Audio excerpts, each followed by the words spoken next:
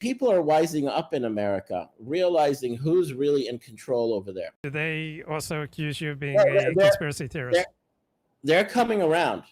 At what age did you become turned on to these narratives outside of the mainstream? It's when I arrived in Israel and I started reading the paper Haaretz, which I thought was a high level Highbrow, yeah. intellectual newspaper, and I wasn't aware of what this publication was really about. I thought it was edgy, I thought it would be edgy, brainy, revealing. I found out that this is a Geist Hamishi. This is what's the expression from the Fifth enemy column? within? Fifth A column? fifth column. This is the fifth column. The leftists in Israel are a fifth column. And how old were you? How old were you then? What year was that?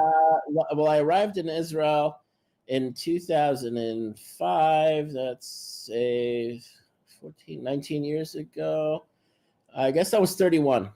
Okay. I was 31 years old. Okay. And I'd already gotten really withdrawn with America.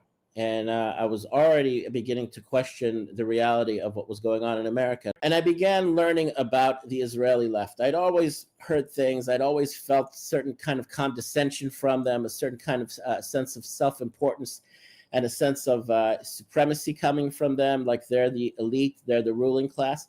You felt that you'd withdrawn from America prior to moving to Israel. You similarly found yourself alienated from the government in Israel. So that must have been incredibly traumatic and isolating. Yeah, it was isolating. I felt alienated. I felt withdrawn, and I went on the attack. That's when I started listening to Alex Jones and InfoWars. That's when I started searching out alternative media, alternative forms of information, alternative explanations as to of history, revisionism of history. That's when I ran into the book Caesar's Messiah by Joseph Atwell. So when you started embracing the Alex Jones narratives and other dissident thinkers, how did the people close to you react? For the longest time, they thought I was crazy, that I was paranoid, that they didn't want to hear me talking about these things. But when they began realizing that I'm associating it with end times messianic prophecies that are being fulfilled right now, and so you feel redeemed. I took a great part. I was a big contributor to Alex Jones in his comment sections. I had a great influence on him. I also was very strong into helping Trump get elected the first time around. So how did you have the time to do all this for Alex Jones and for Donald Trump? Like, what did you carve out? I don't belong in Israeli society. I don't belong in American society. I'm kind of a misfit. I'm an in-between. I could call myself like an internationalist type of person, a multi-culti type of person. I did manage to eventually, because I felt hurried, I felt rushed, and it's not that I lack the ability. I forced myself to bang a chick and actually get her pregnant and be a dad because I wanted to be a father. And I threw caution to the wind. And so if the marriage didn't work out, at least I'm a father. I'm gratified with that. But I didn't have many Israeli friends.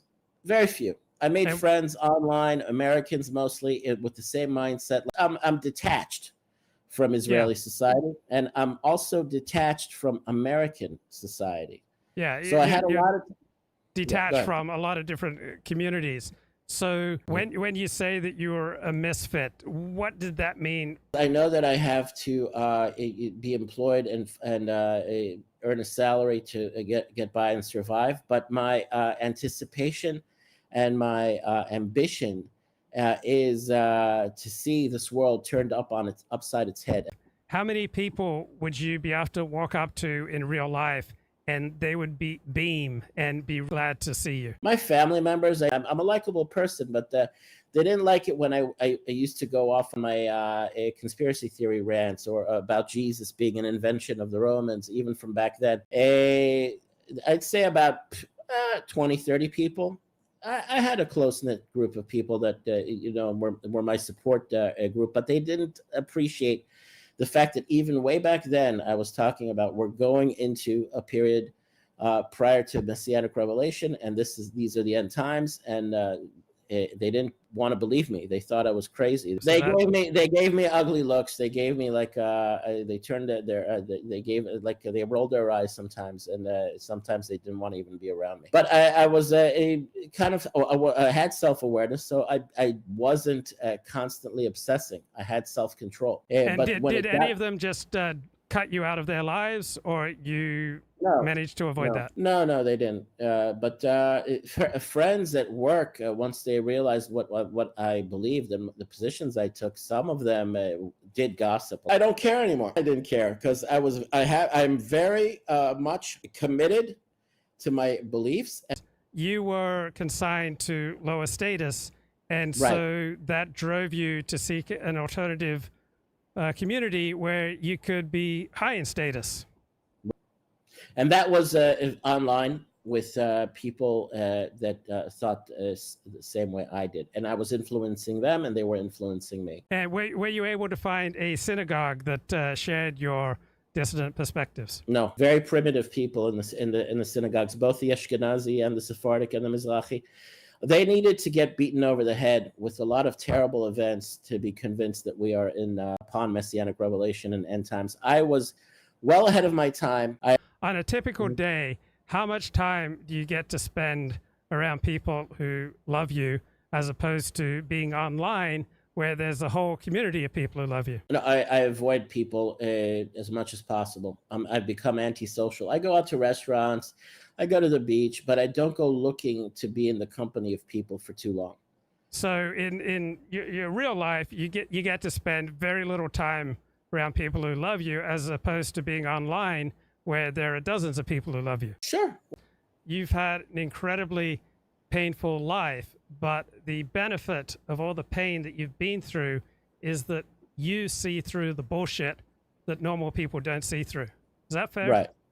Yes. Suffering builds character. And so even in your suffering, and when people would tell you to shut up or they minimize their time with you, what gave you the strength to carry on was this realization that you, unlike them, you saw through the bullshit. Not only seeing through the bullshit, I was convinced. I had conviction, and my conviction came not only through me, from me. It came from God. People told me, stop talking about Mashiach, stop talking about Messiah, stop talking about end times. It's distasteful. It puts us off. And then over the years, events took place, and things started rolling downhill, and then reality began hitting people in the face, the truth. And would you like for your son to have the same sort of pain, but realizations that you've suffered, No. or would you prefer for him to have a more conventionally connected and successful life? Obviously, the second. And now I'm not concerned about him having to go through what I went through. Absolutely, that's another part of my belief system and my convictions. I'm very satisfied and very calmed and very tranquil. I'm very at peace with the fact that he will have a far easier, far better life and far less, torment than I did, because we are upon messianic revelation.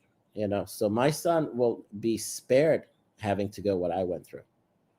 And did you see people socializing, going to the beach together, going to dinner together? And do you feel any envy of them, or do you feel sadness that they don't see through the bullshit? The second. I feel sad for them that they don't want to see, they can't see, and they can't challenge themselves, and they're willfully ignorant.